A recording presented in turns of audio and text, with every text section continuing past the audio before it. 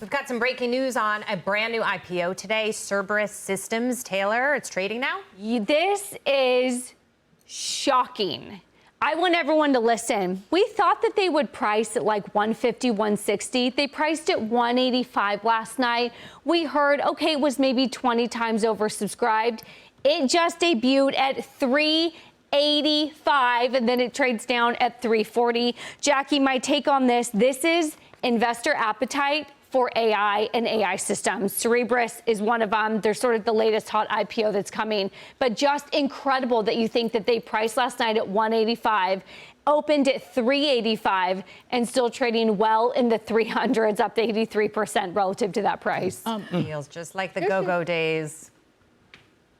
From a banking perspective, they didn't price that right. No, that company left a lot on the table. Huh?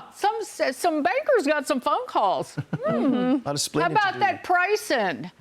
Well, let's see. Sometimes they pop like this and then they drop like a brick too. I'm not predicting that's what's going to happen here, but we'll watch over the next couple of days. All right, let's get to this. More blue cities are looking to raise minimum wages, saying it's necessary to address income inequality. But a new study from the Minneapolis Fed is throwing a serious wrench into that argument. Researchers found the Twin Cities push towards a $15 minimum wage was associated with job losses and reduced hours, hurting the very workers that it was trying to help. So it seems like, Brian, this is actually proving the point that we have made over and over again, that you can raise the wages, but then there will be less jobs. So, I mean, would you rather have more people employed at a lower wage, or do you want to raise that wage and have less people employed?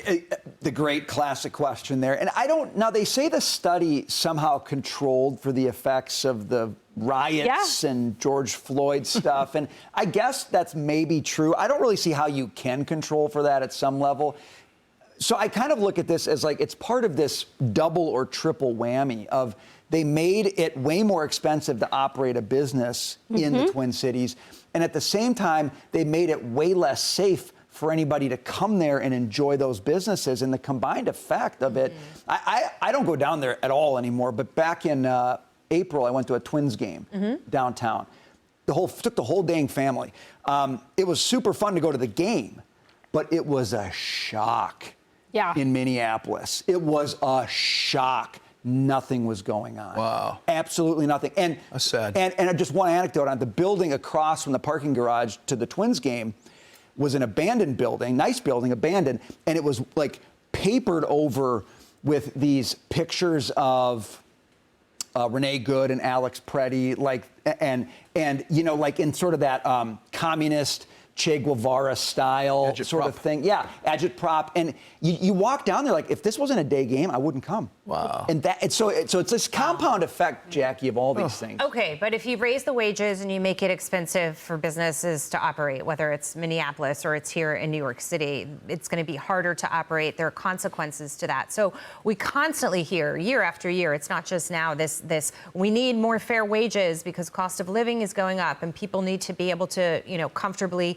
survive. But at a certain point, you actually destroy what's being created, Taylor, by raising that minimum wage. Like if the minimum wage is 30 here and the McDonald's Happy Meal or the meal is 30, then we all pay 30 for that, which it was once like 8. And this is why I love the free market, because if you didn't tell me what I needed to pay my employees by a top-down set, the market would figure that out. Because if I'm Taco Bell and McDonald's and I'm the employer at Taco Bell and I'm trying to hire someone and McDonald's is paying 10 and I'm only paying 9, I won't have any employees. They'll go across the street. So then I would raise my wage to match. That's the free market. The top down is saying, oh no, I'm gonna force you to charge 15. You're gonna have to figure it out. And so in response, Jackie, Minneapolis lost almost 5,500 jobs between 2017 and 2021, and almost 3,800 jobs in St. Paul, all because of minimum wage increases. Brian, to your right, they said This is even after accounting for all the potential disruptions from COVID and the unrest. Even after all of that, it still came down that it was worse because of higher minimum wage. It's a bad time to play roulette with wages and workers because you know what? If you raise the wage too high, the worker will say, the restaurant owner will say, and I see it here in New York City, okay, I'm not going to get a worker. I can get a kiosk. Dave. Yep. That's it. Boom. That's exact.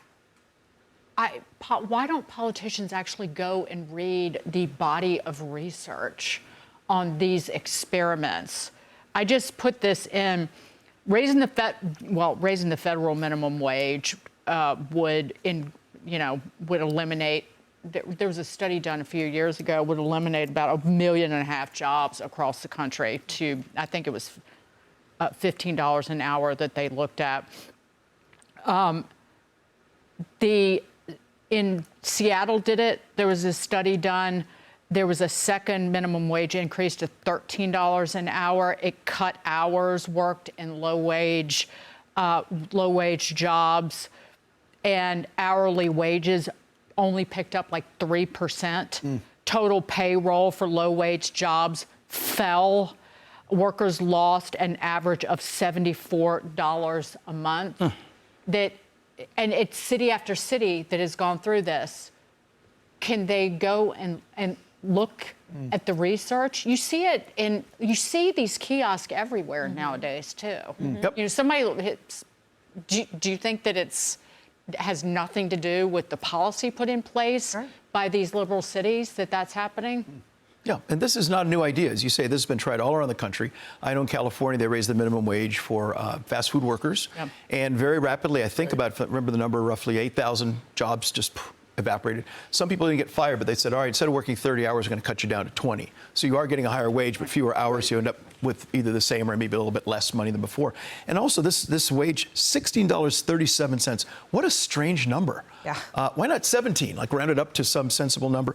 And also why that? Why not pay $100 an hour? You really want to help people? Let's say, all right, you got to pay $100 an hour. And what I'd love to see as these things are debated is conservative lawmakers introduce that as an amendment and make the Democrats stand up and say, well, if you push it up that high, people can't afford it. And then maybe the light bulb goes over their heads and go, wow, maybe 100 is too high. And maybe that breaks the logic in their heads and they start to understand that this is a problem.